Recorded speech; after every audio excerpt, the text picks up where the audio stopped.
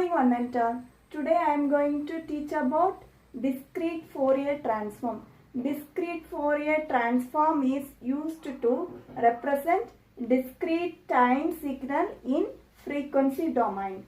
The definition for discrete Fourier transform is that it is used for transforming a discrete time sequence of finite length n into a discrete frequency of same finite length n.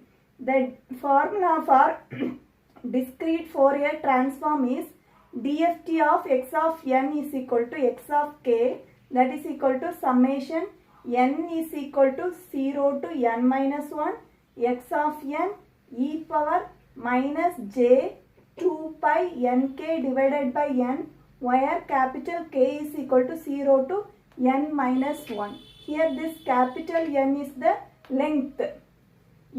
Next we can see inverse discrete Fourier transform. The inverse discrete Fourier transform is defined as x of n is equal to 1 by capital N summation k is equal to 0 to n minus 1 x of k e power j 2 pi nk divided by n, where small n is equal to 0 to n minus 1. This discrete Fourier transform and inverse discrete Fourier transform is combinedly called as Fourier transform pair. Discrete Fourier transform is shortly spelled as DFT. Inverse discrete Fourier transform is shortly spelled as IDFT. Next we can see the properties of DFT. First property is periodicity. The discrete Fourier transform of x of n is x of k. Then the discrete Fourier transform of x of k plus n is also x of k. Proof. The proof for periodicity property. First we know that the formula for discrete Fourier transform is x of k is equal to summation n is equal to 0 to n minus 1 x of n e power minus j 2 pi nk divided by n, where k is equal to 0 to n minus 1. Next by the property we have x of k plus n. So substitute in the place of k plus n. So in the above formula substitute in the place of k plus 1 n, k plus n.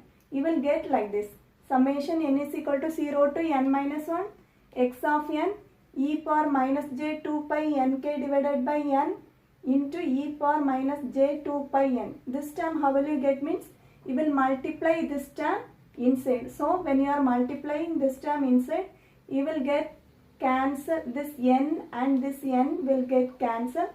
So you will get it as e power minus j 2 pi n. The value of e power minus j 2 pi n is 1. This is the general formula.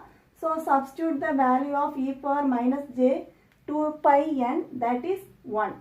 So the property is proved. So you are getting x of k plus the discrete Fourier transform of x of k plus n is also x of k. The second property is linearity. If the discrete Fourier transform of x of n is x of k, then the discrete Fourier transform of a into x1 of n plus b into x2 of n gives a into x1 of k plus b into x2 of k. Here a and b are the arbitrary constant. Next we have to prove this one. For proving this one, first you have to write the same formula. We know that the discrete Fourier transform of x of n, that is x of k is equal to summation n is equal to 0 to n minus 1 x of n into e power minus j 2 pi nk divided by n. That same formula is applied here for the discrete Fourier transform of a into x1 of n plus b into x2 of n. Then in the next step you multiply this e power minus j 2 pi nk divided by n inside. So you will get summation n is equal to 0 to n minus 1 a into x1 of n into e power minus j 2 pi nk divided by n plus summation n is equal to 0 to n minus 1 b into x2 of n into e power minus j 2 pi nk divided by n, where k is equal to 0 to n minus 1. In the next step, you take the constant outside, arbitrary constant outside. You take this a and b outside. In first time you take a outside, in second time you take b outside. So you will get a into summation n is equal to 0 to n minus 1 x1 of n into e power minus j 2 pi nk divided by n plus b into n summation n is equal to 0 to n minus 1 into x2 of n e power minus j 2 pi nk divided by n, where k is equal to 0 to n minus 1. So the property is proved, that is discrete Fourier transform of a into x1 of n plus b into x2 of n is equal to a into x1 of k plus b into x2 of k. Property is symmetry property. If the discrete Fourier transform of x of n is x of k, then discrete Fourier transform of x star of n is x star of n minus k. Proof. First you have to write the formula. We know that discrete Fourier transform of x of n is equal to summation n is equal to 0 to n minus 1 x of n e power minus j 2 pi nk divided by n, where k is equal to 0 to n minus 1. Next we have to find out the answer for discrete Fourier transform of x star of n. In the place of x of n, you have to substitute x star of n. In the next step, that conjugate you have to take commonly outside. So this e power minus j 2 pi nk divided by n will become e power plus j 2 pi nk divided by n. In the next step, you have to multiply e power minus j 2 pi n. The value, because the value of e power minus j 2 pi n is 1. In the next step, you have to divide and multiply n in the same term.